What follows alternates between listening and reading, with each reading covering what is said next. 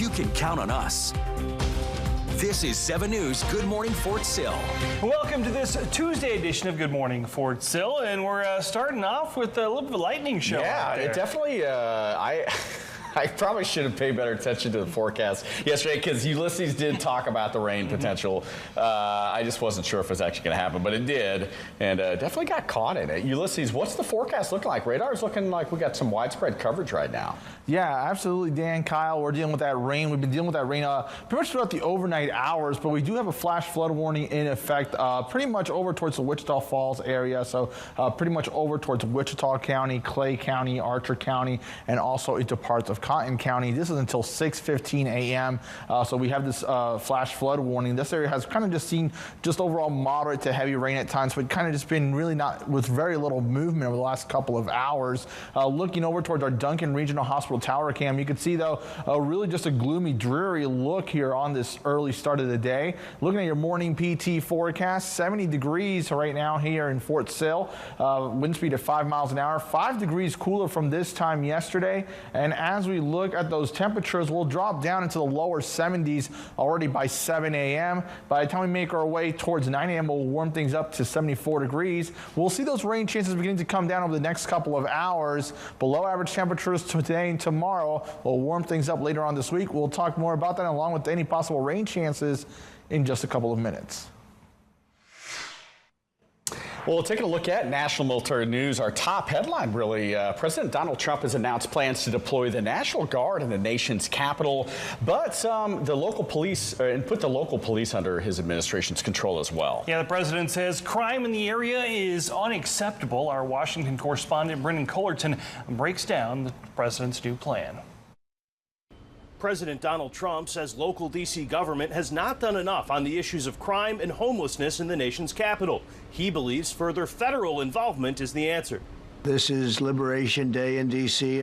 President Donald Trump says the Metropolitan Police Department that patrols the nation's capital will now report to U.S. Attorney General Pam Bondi. Our capital city has been overtaken by violent gangs and bloodthirsty criminals, roving mobs of wild youth. Trump cited a massive spike in violent crime back in 2023 as part of his reasoning and noted America has a more violent capital than other countries like Colombia or Mexico. D.C. Mayor Muriel Bowser says the city will comply and Trump's move appears legal given Washington's legally unique status. There are things that when a city is not a state and not fully autonomous and doesn't have senators that the federal government can do. Trump has also activated the National Guard to be deployed in the city and beefed up patrols with federal law enforcement. Those against his actions note D.C. crime has already fallen significantly from its 2023 spike, and stats show it is at a 30-year low. It feels aimless. If crime is lower than it has been in 30 years, I don't see what the point of this is, and it just feels like he's trying to intimidate. Trump says crime is a problem across the country and floated the idea of exerting federal control in other cities. In Washington, I'm Brendan Cullerton. Now, according to a CNN report, National Guard troops in D.C. will likely have weapons nearby, but they're not expected to openly carry any rifles or weapons. Yeah, the Democratic Mayors Association released a statement calling Trump's federal intervention a political charade, but a union leader for the D.C. police says that the group actually agrees with the president and that something needs to be done about crime. Now, turning our attention to Altus Air Force Base, a reminder for our viewers in Jackson County, the 97th Air Mobility Wing will be holding an active shooter training at Rivers Elementary School today. That's right. The main gate will be closed for approximately 10 minutes starting at 9 o'clock, and that's actually right at the beginning of the workday for a lot of people flowing in and soldiers airmen coming in from potentially PT. Base personnel, residents, and visitors may hear simulated gunfire and exercise alerts over the giant voice system between 9 a.m. and 1 p.m. Emergency response vehicles and first responders will be responding accordingly during this event. Now, base services will be limited during these hours due to the complex nature of this type of exercise. For more information or questions, you are encouraged to contact the 97th Air Mobility Wing Public Affairs Office. Oklahoma Army National Guardsmen with 1st Battalion 244th Aviation Regiment partnered with Oklahoma Task Force 1 and members of the U.S. Air Force's 9th Air Support Squadron out of Fort Hood to conduct some pretty cool training recently. So they conducted some helocast training at Camp Gruber Training Center near Muskogee. The joint training event, part of helocast certification requirement, utilized a UH-60 Blackhawk helicopter to execute water insertion techniques that are critical for rapid infiltration operations. So Kyle, I did some pretty cool stuff in the Army over the years. Parachuted out of a helicopter before. I never did a helocast, so it definitely looks fun. What do you think? Yeah, this definitely does look like a good time. Yeah, I mean, especially on a hot day. For those thrill seekers out there. For sure. Well, taking a look at some stuff on Fort Sill, leaders at Fort Sill have announced an exercise planned for next month that will have a big impact on just about every portion of the installation. Yeah, that's right. The Black Start exercise is planned for September 10th.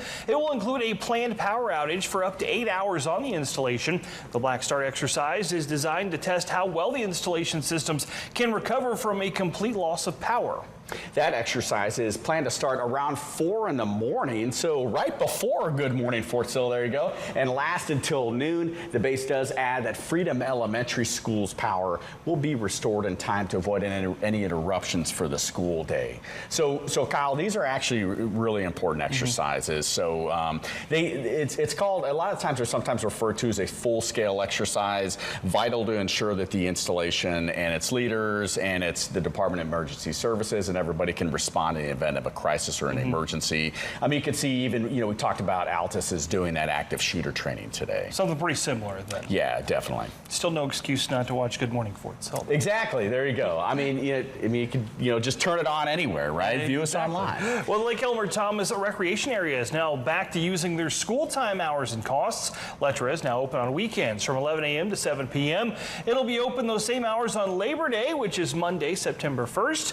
The cost for active duty DOD civilians, dependents, and retirees is just $6 per car. It's $8 per car for civilians. And Quinette Outdoor Pool at Fort Sill will be going back to its back-to-school hours beginning tomorrow, running through September 20th. The pool will be open on Saturdays and Sundays from 11 a.m. to 5 p.m. The pool will also be open on Labor Day, and this is a fun event. It's called the Dog Days of Summer. It's currently scheduled for September 21st, so you can bring your pooch and take a swim with your dog, with your furry friend there. It's 11 a.m. until 2 p.m. there on basically the last day of the 21st.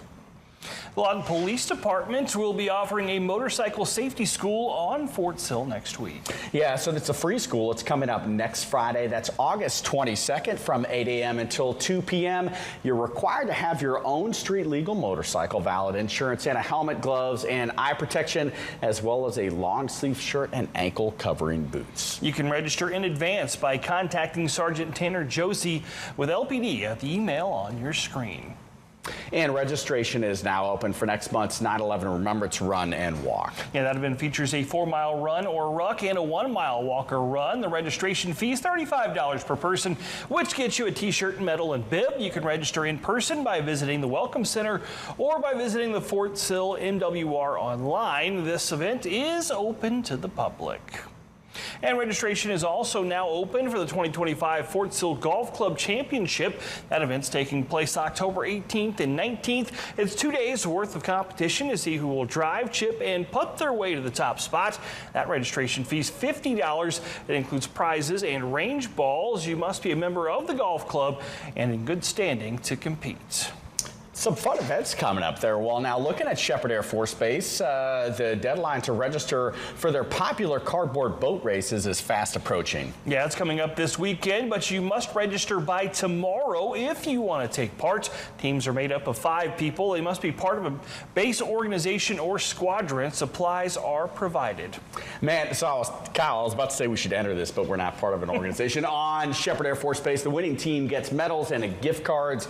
You can call or stop by Building 312, the Commons, to register. Coming up on Good Morning Fort Sill, an Israeli company is testing out new anti-drone technology. You'll see exactly what it can do when we come back. Stay connected to 7 News wherever you are. Download all 3 for free. This just in, the town of Velma is being evacuated. Stay connected to the team you trust your way. Get breaking news and investigations here on the 7 News app. Mark, what are you seeing? Right now I'm here at 2nd and F. Instant forecast with real-time alerts here on the First Alert 7 weather app. And stream live on your TV here or watch anytime on your schedule.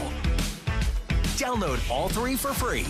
Stay connected to 7 News wherever you are. Over 950 customers are without power this morning. I'm here with the commanding general of the Fire Center of Excellence. Here's some thunder on my way in to work this morning. We should start to clear as we head towards the rest of the day.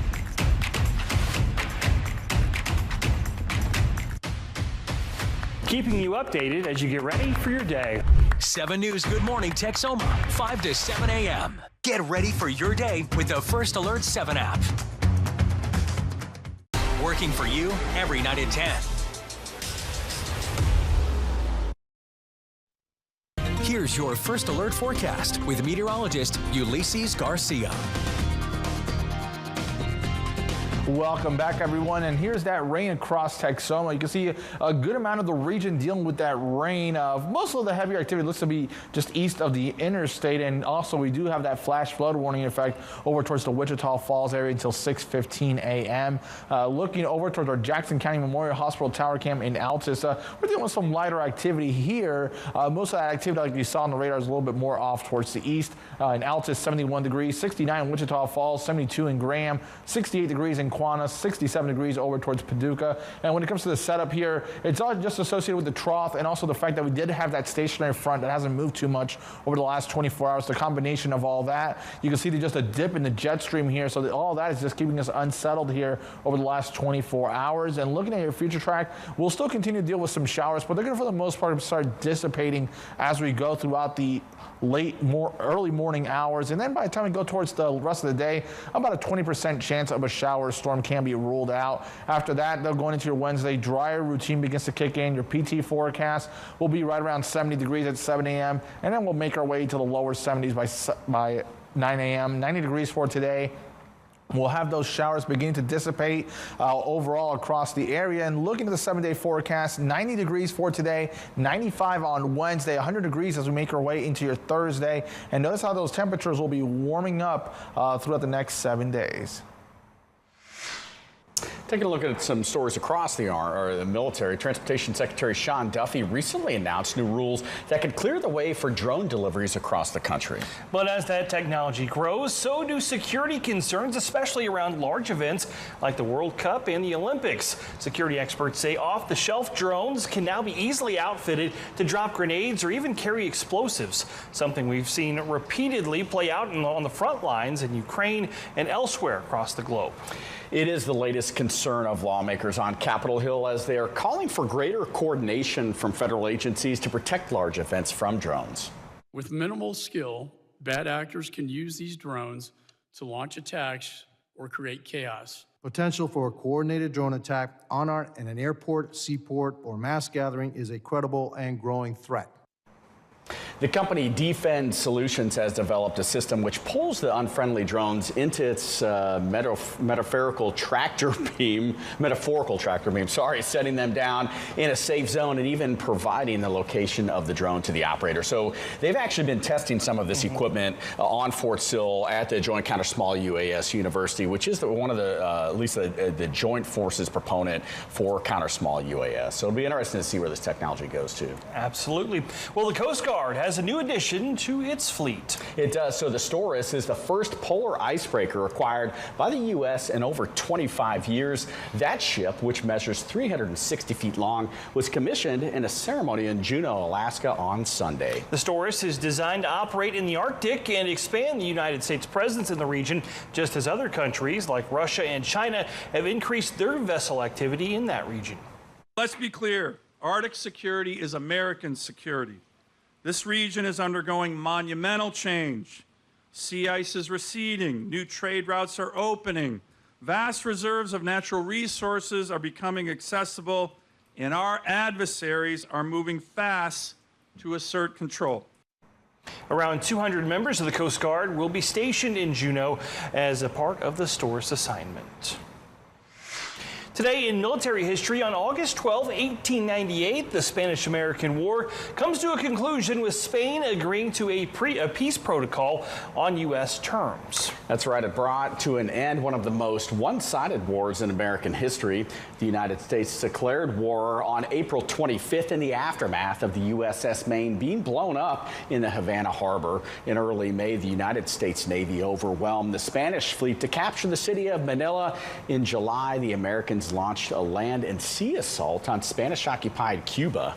Teddy Roosevelt's Rough Riders and the Buffalo Soldiers of the 9th and 10th Cavalries won the Battle of San Juan Hill. A couple of weeks later, Spain surrendered the city of Santiago, all but ending the war. The two sides officially signed the Treaty of Paris in December, with Spain relinquishing Cuba and ceding the Philippines, Puerto Rico, and Guam to the United States. The Nevada National Guard is prepared to assist with ICE operations in the state. We've got your latest military announcements and other news next on Good Morning Text for Sill. It's the easiest way to stay one step ahead of summer storms. Sunny or severe, we get it right, you get it first. First Alert 7 weather.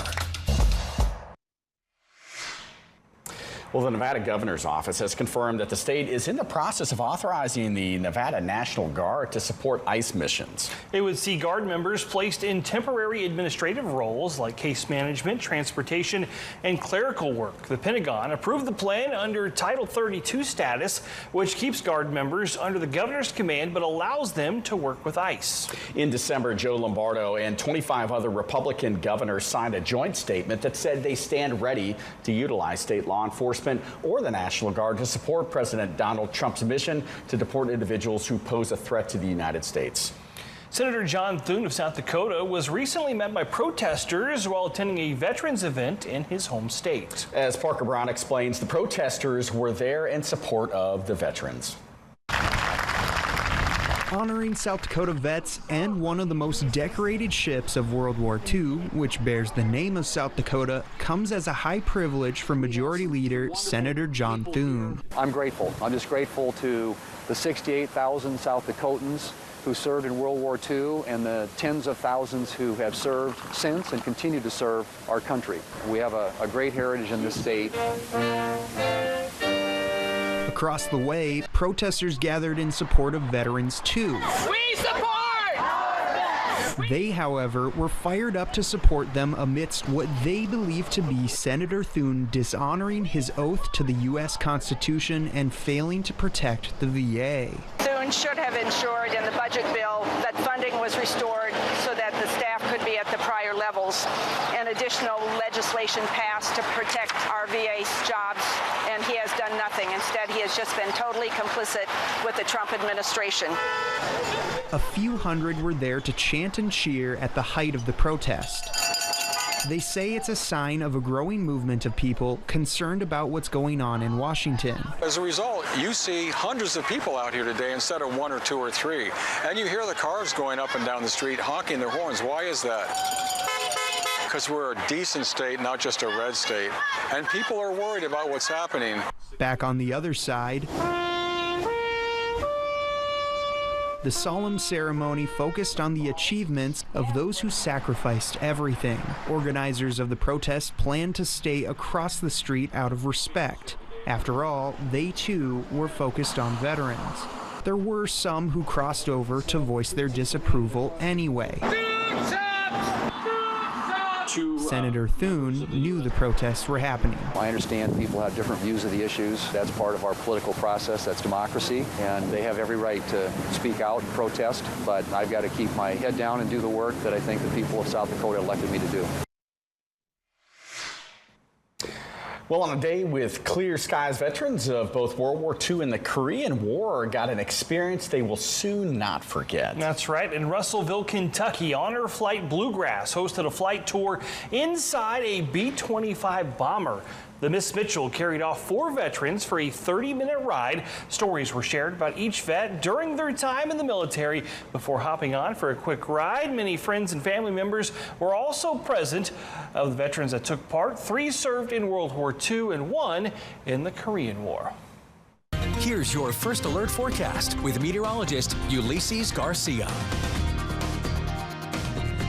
Good morning and happy Tuesday. We're waking up to the rain here across Texoma, looking over towards our Chickasha Chamber of Commerce tower cam, and we are dealing with overall just wet conditions, dreary conditions. Just make sure to give yourself some extra time for that morning commute here on your Tuesday. And looking at those temperatures right now, we are looking at those temperatures into the upper 60s to lower 70s, 70 degrees in Line, 72 in Waurika, 70 in Wichita Falls, 68 in Quanah, 68 in Childress, 67 over towards Paducah, 72 in Graham, 70 in Chickasha. And looking over, we have that trough, we have that stationary front nearby, and that's the reason why our weather really kind of just in a way kind of has gone downhill over the last 12 hours or so across the area. We've just been dealing with these showers and thunderstorms. We did have some severe storms during the afternoon and evening hours, and then as we made our way into the overnight hours, we kind of transitioned more toward persistent rain, and the concern has now focused a little bit more towards flooding. Notice though that the chances of rain do begin to gradually decrease later on this morning. Still can't rule out a 20% chance of a shower storm by this afternoon. As we progress into tonight, quieter conditions. Tomorrow, about a 10% chance of a shower or storm. For your morning PT forecast in Fort Sill, temperatures right around 70 degrees at 7 a.m. And then we'll start warming things up throughout the morning. When it comes to your afternoon highs, we'll make our way to 89 here in Lawton, 90 in Wichita Falls, 90 in Altus, 89 in Childress. So we'll actually be below average by a good to 8-9 degrees. And looking at your 7-day forecast here, we are going to see those temperatures gradually rebounding from below average around 90 today and tomorrow to near 100 by Thursday and Friday. And one final reminder, Altus Air Force Base will be conducting an active shooter training exercise at Rivers Elementary School from 9 this morning until 1 this afternoon. So don't be alarmed if you see emergency vehicles or first responders heading to the base. You may also hear simulated gunfire and exercise alerts over the giant voice system. For more information or questions, you're encouraged to contact the 97th AMW Public Affairs Office. Well, thanks for watching this edition of Good Morning Fort Sill.